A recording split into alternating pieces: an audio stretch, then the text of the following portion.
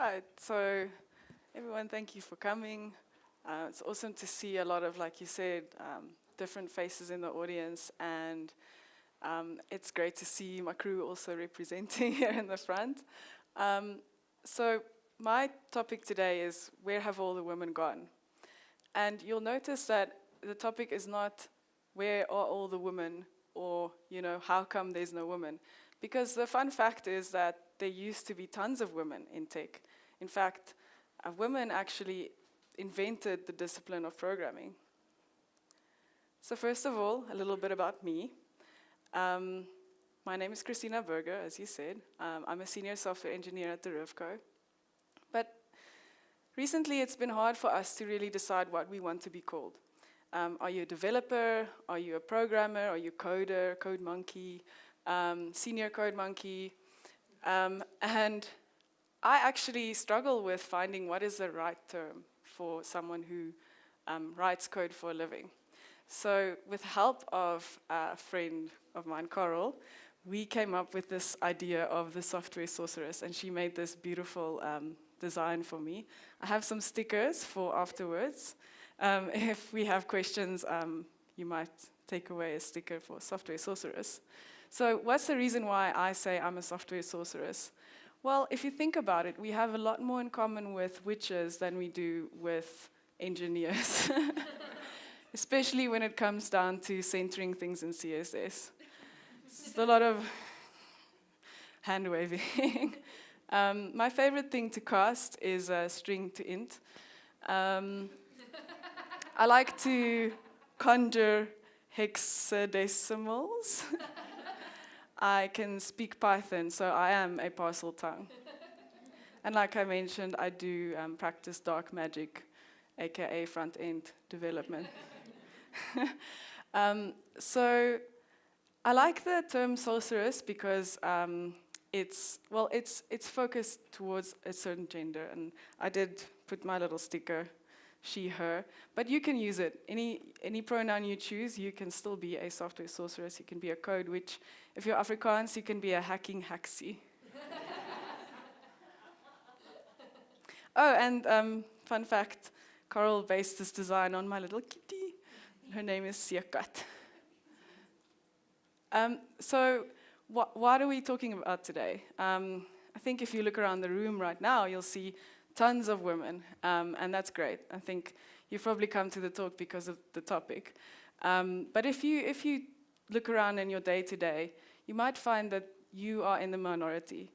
And a lot of people are shocked when they see the statistics. I think a lot of people will estimate around a quarter of developers are women.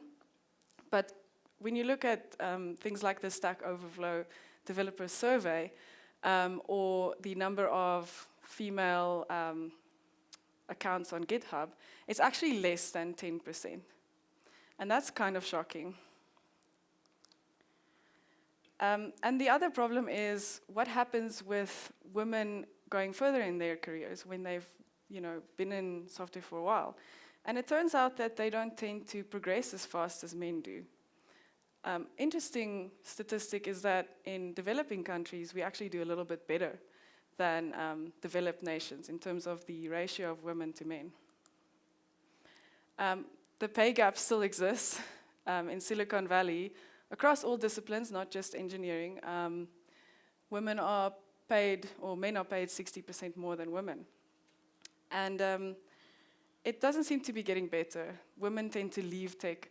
And there's a lot of interesting articles about why women leave tech.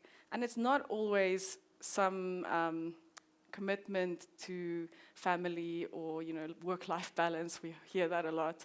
It's often women leave technology because they're not paid fairly and they don't advance.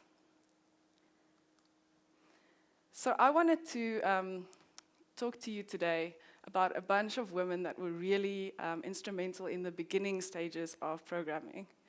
And the first person I want to talk to you about is the first programmer. So who knew that the first programmer was a woman? Good, cool. So Ada Byron is who we're talking about today. And I'll start off not with Ada, but Charles Babbage. Unfortunately, the keynote kind of stole my story when that happens. But nevertheless, we shall soldier on. So Babbage was, one of the things that he was responsible for was these mathematical tables that you would distribute to people who needed to do lots of complex calculations. And the problem with these tables was that they were not very reliable, because I had to go through a very manual process of being calculated by human computers, which we'll get to in the next section. And they would either make mistakes at that stage, or when it gets transcribed, or when it gets printed, there would be a mistake. And Babbage was obsessed with inventing a machine that could do all of these calculations automatically. And that's what the difference engine was that we saw in the first talk. So Babbage's engine was built around the principle of divided differences. And that's when, if you know the first couple of results of polynomial equations, you can use this method to calculate the next sets of values for each integer without having to do the actual calculations. And that's why it's called a difference engine. It's actually more like an addition engine.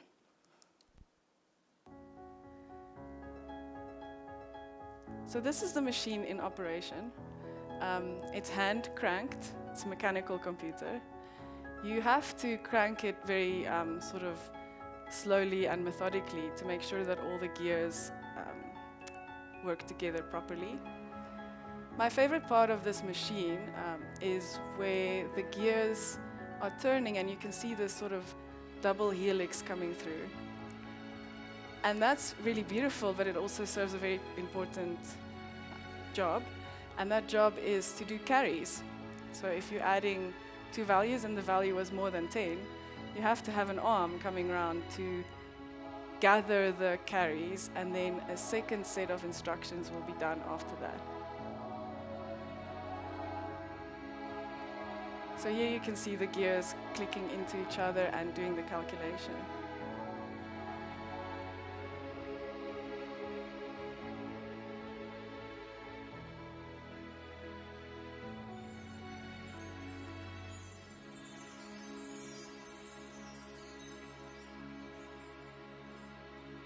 What Babbage wanted to do with this machine is have it be a one operation system. So this roller that you saw there was the machine printing out the answers on paper after it had calculated them. And it also stores the value of the calculation on a wax plate. So you can do multiple prints from the same calculation. So there's no room for error in this machine. So this machine that you just saw was actually never used, was never built. This machine was built in 1990, so it was not built in Charles Babbage's lifetime. And the reason for that is that he was a very difficult person. Here's an example of a note that he gave to his friend Tennyson, some hints on how to write his poetry. So he said, in your otherwise beautiful poem, one verse reads, "Every moment dies a man, every moment one is born." If this were true, the population of the world would be at a standstill. In truth, the rate of birth is slightly in excess that of death. I would suggest every moment dies a man, every moment 1 1/16 is born. Strictly speaking, the actual figure is so long, I cannot get it into a line. But I believe 1 1/16 will be sufficiently accurate for poetry. Because of his nature, he tended to not be able to convince people of his ideas. And that's why a lot of his projects failed. He also received quite a lot of funding to build his difference engine number 1 and difference engine number 2, which you saw the video of. He got about as much funding as you would need to build 2 steamships, and it failed. So what he did is what we like to do in software. The first 2 projects failed, so he started a new one.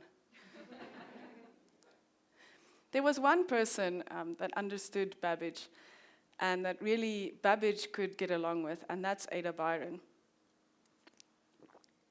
Ada was the daughter of Lord Byron, a poet who was, by all accounts, mad, bad, and dangerous to know. His wife, when Byron was gallivanting about, really wanted to avoid her daughter becoming like Byron. So she taught her daughter, Ada, maths and science, which was very against the kind of thing that you would do at the time for a little girl.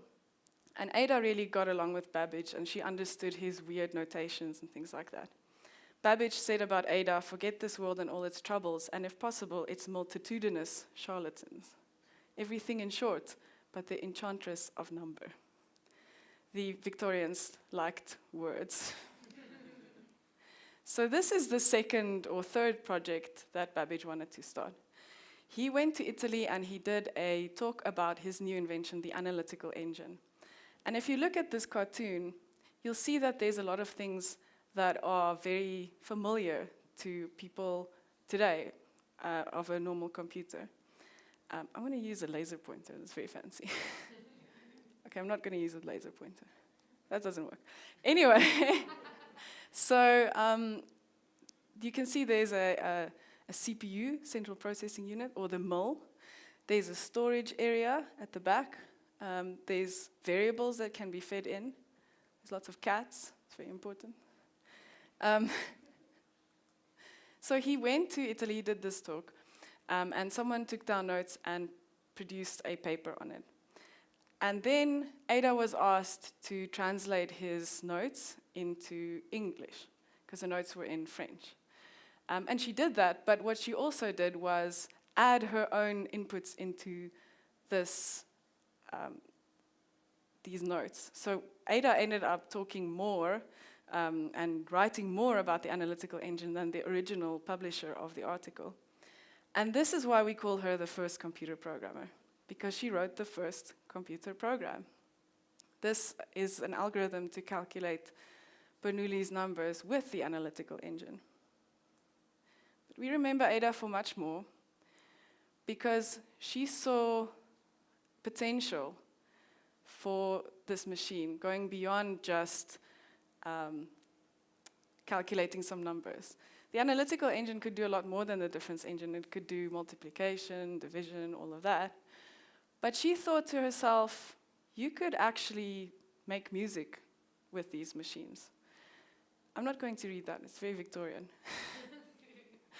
There's also a programming language that was called or named after Ada.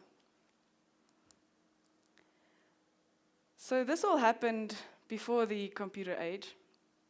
And the world went through a lot. And then the Second World War happened. And Hedy Lamarr was a beautiful actress who had escaped from Austria. It's very famous actress, very beautiful. And what a lot of people don't know about Hedy, although she was a leading lady in all these Hollywood films, was that she also loved inventing. And that's kind of a weird thing to me, that someone would just spend their time inventing. But she had an inventing table that she would use, and she would invent things at her table. She was also credited for helping Howard Hughes build his airplanes. So during the war, there was a problem where a ship would launch a torpedo, and the ship and the torpedo had to stay in constant communication. And they did that with radio frequencies. The ship had to tell the torpedo where the submarine was. But the Germans figured out how to get around that, so they would jam the signal. They would go and find out which frequency the transmission was happening on, and then jam that. And Hedy had an idea that you could get around this if you could frequently change the frequency. And she, alongside her friend, who was a pianist, thought of a player piano. Player piano is an automatic piano that goes through the notes of a music piece automatically. And they thought if you just put the drums of a player piano one on the ship and one in the torpedo, you could synchronize this communication. And what she'd invented was spread spectrum technologies. We still use that today. We call it Bluetooth. However, although she had filed a patent for it in 1945, they only really built anything on it in 1955. And in fact, she never received any recognition for her patent. The other thing that I think she's famous for is being on the box art of Coral Draw. She also didn't receive any money for that. So while Hetty was inventing Bluetooth casually, there was also another group of women who were pioneering computing. These women, often referred to as the ENIAC 6, were the first people who coded on the ENIAC computer. So first of all, let me tell you what a kilogirl hour is. So long before we used the term man hours, we actually counted computing power in kilogirls. A kilogirl is 1,000 girls. So a computer would be measured on how many thousands of girls it could replace. So why are they replacing girls with computers? Well, actually, the first usage of the word computer was as a human person who computes. And there were rooms full of women like this who were doing calculations and then sending them off to NASA and places like that. You might have heard of the movie Hidden Figures, which also deals with this story of all these women and how qualified and competent they really were. And it was natural to kind of think, well, who can program these new computers? And it turns out the women who were the computers before the computers were the computers. So the ENIAC was made by Eckert and Mauchly, two brilliant computer scientists or engineers. But what they had regretfully forgotten to do was write documentation. Like we all know, it's a trend. So the women arrived for their first day of work, and they handed them a stack of blueprints, and they said, here you go, that's how the computer works. And that's why these women were the pioneers, because they had to figure out what this actually means in practice. How do you program these computers? Jean Bartik, who was one of the ENIAC 6, said the ENIAC was a bitch to program. And they had to basically physically crawl around, wiring up relays and fixing vacuum tubes and things like that. This is them. This is a press video that was made for the release of the ENIAC. And there was a lot of hype about it. It was this like a big brain or computer or electronic brain. And everyone was very excited to see it. Of course, it had been classified during the war, but after the war, they were able to show the press this new thing. And the women worked on a ballistics program that was used to demo. And unfortunately, the demo gods were not with them that day. The night before, the computer wouldn't work, the program wouldn't work. And one of the women who was working on it, Betty Holberton, who a lot of her colleagues called the best programmer they'd ever known, including Grace Hopper said that she was the best programmer. She went home, and I often tell this to my junior devs, holla. If you're stuck at a problem, just go somewhere, just, I don't know, go stare at the ceiling, go to the toilet, do something else. Because your brain needs time to catch up with your thoughts. So she went back home, and she went to sleep. And then the next morning, she came in, and she said, I've got it. And she fixed the program, and it ran beautifully. And they were able to show this computer to the press. They actually put little golf balls on the output of the ENIAC with numbers on, because they could read the output, but the press might not know what was actually happening unless they found a way to make it obvious what it was calculating. You'll see the little output, I think, at the end of this video.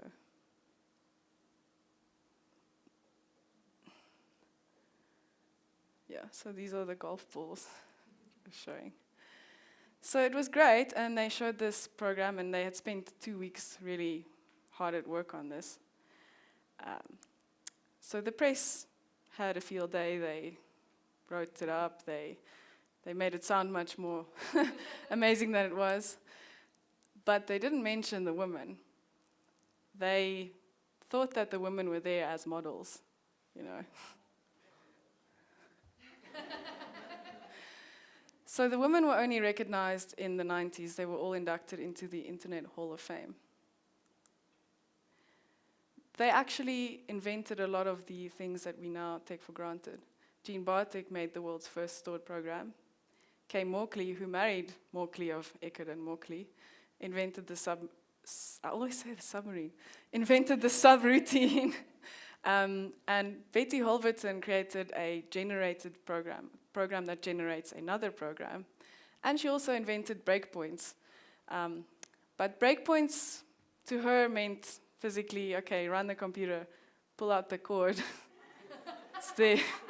It's a breakpoint. The last thing that we can thank Betty Holverton for is this beige color.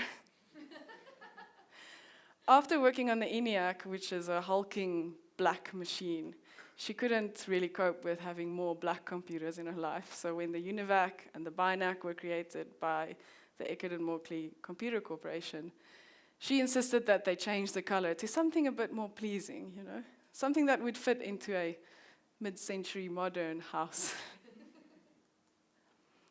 So now we've come to, I think, my favorite story. Grace Hopper, all-around badass, and considered the grandma of computing. So Grace was 35 when the war started in America, and she was a professor of mathematics. And she wanted to join the Navy. Her parents had been in the Navy, and she thought this is how she can contribute to the war effort. But they told her that she can't join the Navy because she was too old, 35. So she joined the Navy Reserves, and then she worked on the Mark I computer, which was basically the Navy's version of the ENIAC.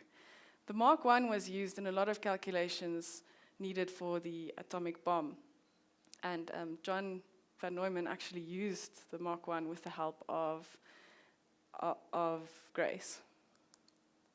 She's probably most famous for having found the world's first bug, a physical moth that was stuck in the relays and was causing havoc. But we did call it bugs before that, but it's a better story if you say she found the first bug. So what I found interesting about Grace was that she was a very practical person, and she knew that we needed a lot more programmers. So she said, that's how so many secretaries got to be programmers before we were through. A gal who was a good secretary was bound to become a programmer. Meticulous, careful about getting things right, step-by-step attitude, the things that made them good secretaries were the very things that made them good programmers. I would be a terrible secretary. At the later stages of Grace's career, she became involved in a committee that was writing the world's first universal programming language. So before that, what would happen is you'd write this really low-level code, and then when they invent a new computer, you have to rewrite all the code again. And they said, enough, we need something that is closer to natural language. Because the other problem was you can't keep hiring mathematicians to do this work. You have to find other people who have other skill sets, maybe not such technical skills, but people who could write these new programs. And computers were getting faster and faster at a crazy rate. So she knew that they would need something like this. And Grace had been doing a lot of work on this kind of compiler, what we call compilers today. And they used her input in designing this new language. It was a beautiful language, what we now know as Cobol. Not a lot of people love Cobol. But as Jean Summit, who was on the committee who designed it, said, usefulness and elegance is not necessarily the same thing. And 70% of business systems today still run Cobol. That's a 60-year-old programming language that's still working today. Dijkstra actually hated Cobol. He said that the use of Cobol cripples the mind. So this photo is interesting to me. I took two of the same setup, but I just found it so interesting because just look at the diversity in these photos. This kind of looks like, when your company pulls you in and says, stand over here, because we need a diversity photo. Howard Aiken, who'd made the Mark I computer, said, Grace was a good man. I'm going to show you a video of Grace giving a lecture on what a nanosecond is. And I actually think that this just shows us exactly what kind of programmer she was. They started talking about circuits that acted in nanoseconds, billionths of a second. Oh, I didn't know what a billion was. I don't think most of those men downtown know what a billion is either. And if you don't know what a billion is, how on earth do you know what a billionth is?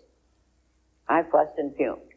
Finally, one morning, in total desperation, I called over to the engineering building, and I said, please cut off a nanosecond and send it over to me. And I've brought you some today. Now, what I wanted when I asked for a nanosecond was, I wanted a piece of wire which would represent the maximum distance that electricity could travel in a billionth of a second. Now, of course, it wouldn't really be through wire. It'd be out in space, velocity of light. So if you start with the velocity of light and use your friendly computer, you'll discover that a nanosecond is 11.8 inches long. The maximum limiting distance that electricity can travel in a billionth of a second. Finally, at the end of about a week, I called back and said, I need something to compare this to. Could I please have a microsecond? I've only got one microsecond, so I can't give you each one. Here's a microsecond. 984 feet. I sometimes think we ought to hang one over every programmer's desk or around the neck so they know what they're throwing away when they throw away microseconds. Now, I hope you'll all get your nanoseconds. They're absolutely marvelous for explaining to wives and husbands and children and admirals and generals, people like that. An admiral wanted to know why it took so damn long to send a message by a satellite. And I had to point out that between here and the satellite, there were a very large number of nanoseconds. You can explain these things. It's really very helpful, so be sure to get your nanoseconds. I should have brought nanoseconds. So, given that we've heard about all these pioneering women, does it surprise you to find out that my last story is about the world's first software engineer? Now, I know I said I don't want to call myself a software engineer, but Margaret Hamilton was the first person to use the term.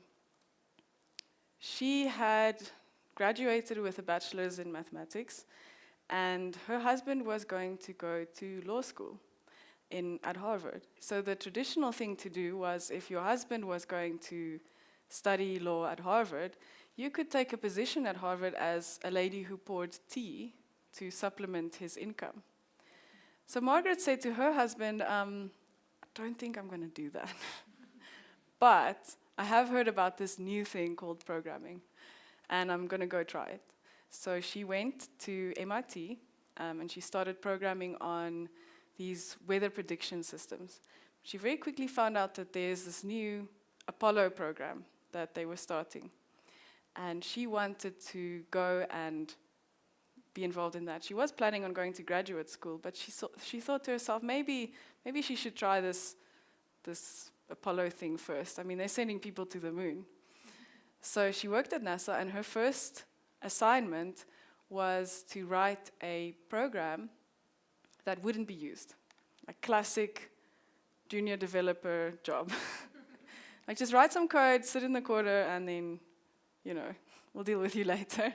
So she wrote some code, and what happened was that the main program that was supposed to run, it failed, and her code did run, but it ran perfectly. She had called her program Forget It, because she never thought that it would run.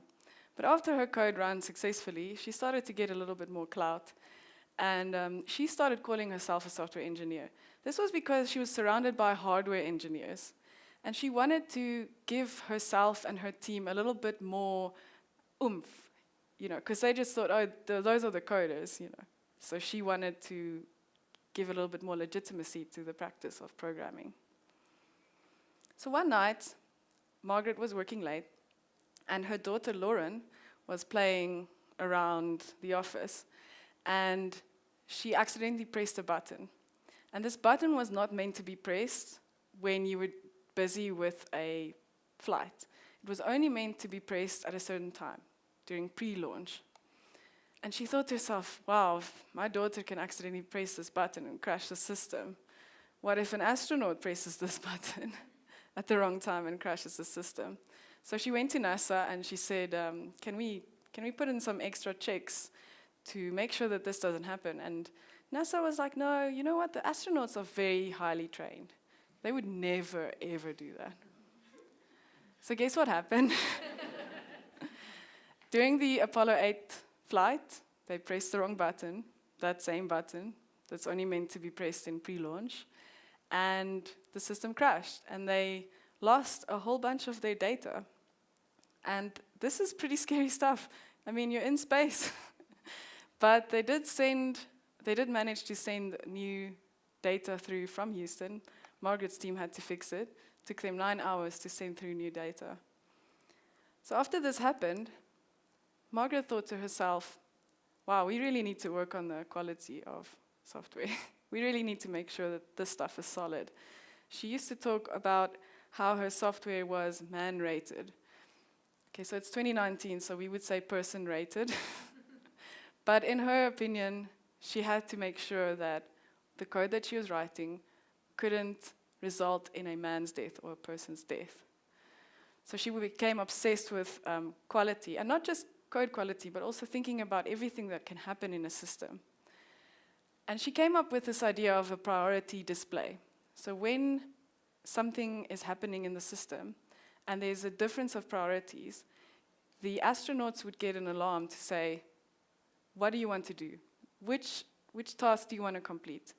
And this was necessary because they had very limited processing power, and landing on the moon kind of takes some of that processing power. So she put in a system. This time they listened. They trained the astronauts. They showed them how to use the priority display, what to do in case of an error. And then nothing happened until Apollo 11. During the landing of Apollo 11, there was a rendezvous radar that was communicating with the landing module that became a bottleneck in the system. So like the CPU, 90% of the CPU is being used to land on the moon, and this thing is using 13% of the CPU, and something has to give. So Margaret's alarm came up, it said 12:01, priority alert.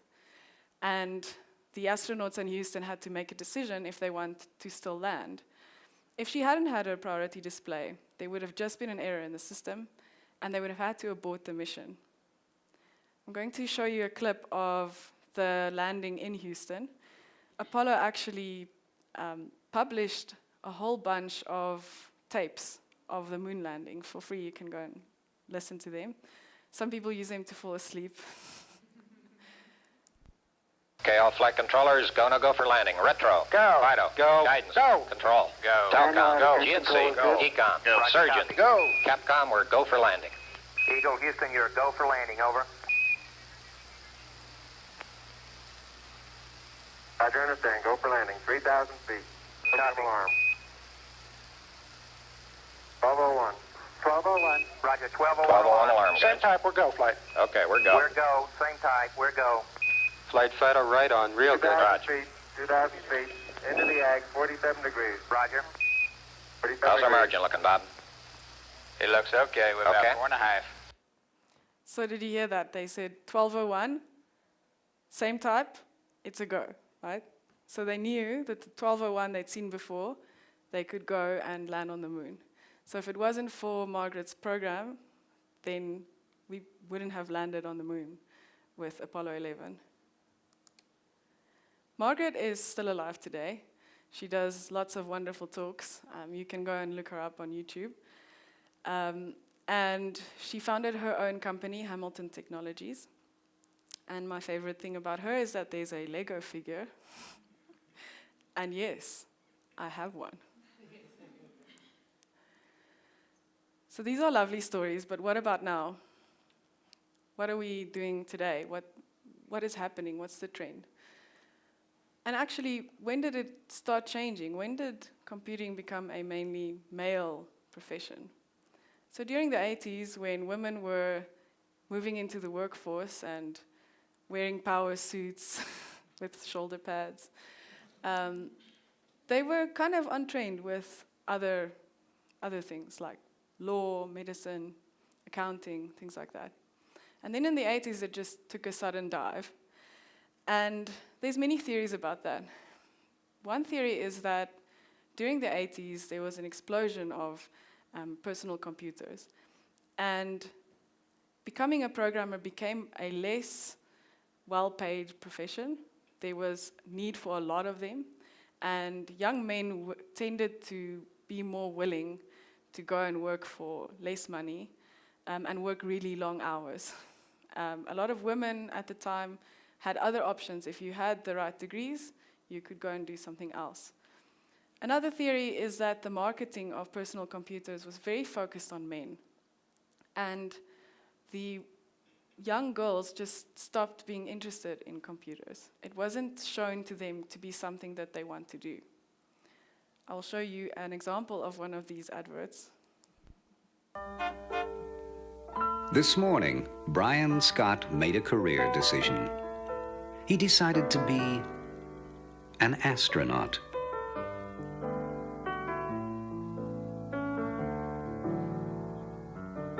His first giant step, learning to use an Apple. There are more Apple IIs teaching more subjects in more schools than any other computer. Everything from alphabet lessons for preschool to science programs for graduate school. So whatever Brian wants to be, an Apple personal computer can help him be it. As of this afternoon, that's a marine biologist. The Apple II. There's no telling how far it can take you. So I think that Brian is going to grow up to be an asshole. I'd be very worried. First alarm bell is that he didn't greet his dog when he got onto the bus. And what kind of animal does that? And then he was very mean to his friend in the class. And she just wanted to use the computer too. So now I'm going to talk about what can we do to solve this problem today. I think usually in this kind of talk, you would hear the person say, it's a very hard problem to solve, and we don't really know how to solve it. But in my case, I'm going to show you exactly how to do it. And I'm going to do it with emojis. So first of all, if you want more women in tech, in engineering, money bags emoji. Pay them really well. Pay them as much as you pay the men. Not more, just the same. Close the wage gap. Make sure that there's equality in your company. Do a salary review. Make sure that everyone who's at the same level is being paid the same. Second of all, we need to teach girls about coding. We need to bring this into our schools. I went to a girls' school last year to talk to the girls there, and they told me that they don't have computer studies at their high school. And that is shocking to me. I think they said they have the option, they can go to the boys' school if they want to do computer studies. So we need to fix the pipeline problem. That's what this is called. It's making sure that there's more women in the system that can move through the system that can become programmers. Third of all, unfortunately, women are still the only people who can have babies. We would love to change it, but if we want the population to grow, well, I don't know if we do, but as Babbage said, we have to support women who have babies. And furthermore, we need to support people who have babies, men as well. Because at the moment, you give a woman 4 months of maternity leave, and you don't give a man the same amount of time. I think you're lucky if you get 2 days off. Most companies, that's just your normal leave that you have to take. And what does that tell you as a society? Raising babies is women's work, right? So we need to fix that. Fourthly, if you see a woman doing a really good job, or you hear a woman with a really good idea in a meeting that's not being recognized, make sure that you celebrate her. Make sure that you broadcast her. Make sure that you say, hey, actually, that was her idea. And make sure that the women get recognition and get promoted. And lastly, be a role model. Be brave, not perfect. Give people someone to look up to. It's hard. I was totally freaking out about this. But it's important to, whatever you can do, go out, coach, mentor women, mentor people, but try and, if there's someone you see that you think they can do really well, and they happen to be a woman, make sure that you focus on them. And if we solve the equation, it follows, we will have many more software sorceresses. So that's my talk. Thank you. I did write a series of articles on all of the women that I talked about today, and you can go see that on Medium, or you can follow me on Twitter, and I'll be tweeting out some cool things like the guys who helped us with the stickers, and where you can find out more about them. And these are some organizations that you can get involved with for supporting women in tech. Thanks, Christina. That was fantastic. So we have 5 minutes for questions. Anyone have something specific they want to share or want to ask Christina? I have stickers. There's nice stickers to be had if you just contribute or add. Sure. Just can you hold on and I'll give you the mic for the video.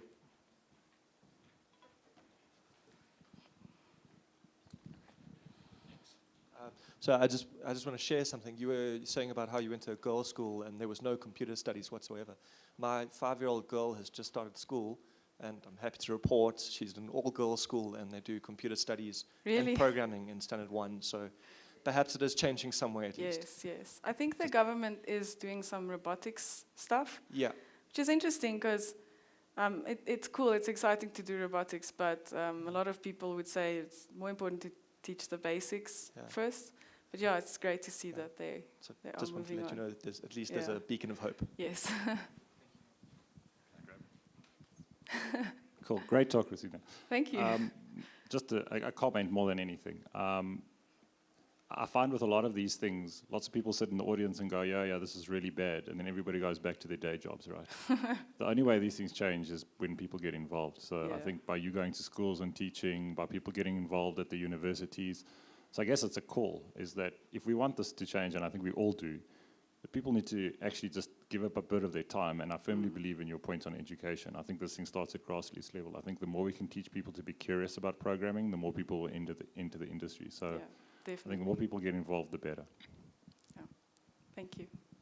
Thanks so much. Anyone else? How do you find the courage to stand up against injustices in the workplace? How do you approach them when you see them? I'm pretty fighty. There's a lot of my colleagues in the audience who might attest to that.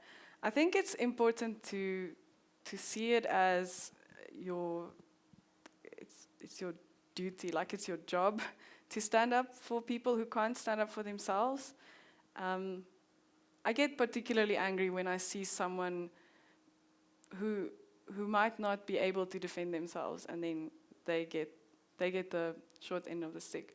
Unfortunately, it's so difficult because you're working in a corporate environment, and there's only so much you can really do unless you want to go up, from your level and report it to HR. And there's always issues also with that, because you don't want to be seen as someone who's causing trouble for no reason. But it ties into what Margaret Hamilton said about quality and things being man-rated. These things are really important. This is what we need to fix for our industry.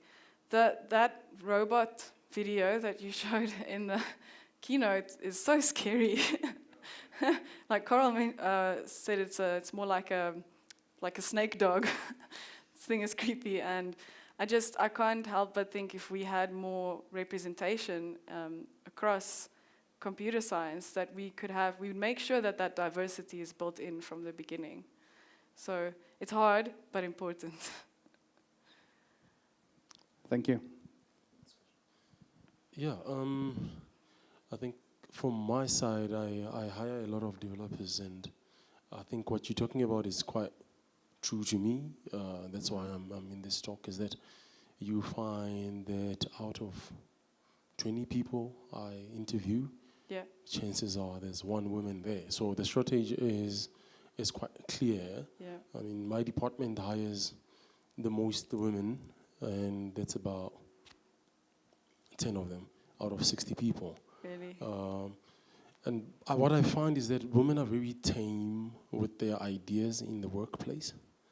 And I don't know how, from a male's perspective, you can give them or empower them more to be, at the forefront of anything that they do in terms of work, to bring their ideas with as much passion as their male partners would do. And because of that, they get very dominated most of the time. They have good ideas, they put them forward very tamely in a way that I would suggest that we do X, Y, Z, instead of saying, look, if we did, men would present things more factually and, put X, Y, Z, and women tend to come with, I think we should do this and that, a more collaborative way and I find it very hard to make them come out more because the environment requires that. How would you suggest you empower women in that sense, in a crowd where there's a lot of dominant ideas? They have great ideas, but they're presenting them very tamely. How would you suggest we empower women in the workplace to come forth a bit more aggressively? So first of all, I disagree very much. I don't think women are tame. I don't think that they struggle to give logical points. Sure. I want to say there's an easy answer to that, Christina, is for the man to step aside and allow the woman to be the manager and the leader. Yes. And the rest will emerge. And I've also found that if you have a strong woman in a team, the men often put it down. They tell you to, don't write it, that's your email is very to the point, and that's, a little bit bitchy. And no one wants to be bitchy. But I think, right, if you can, then as a woman, embrace your inner bitch, because men do it, and it seems to be working for them.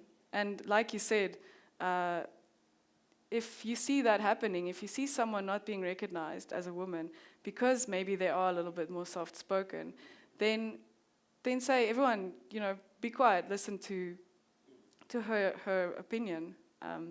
I read an article where they said I think it was a TED talk, where she said there's 10 words that every woman needs to know. And the 10 words were, stop interrupting me, I just said that, no need to explain. And that's fundamental to me in the workplace. So powerful. Thanks, Christina.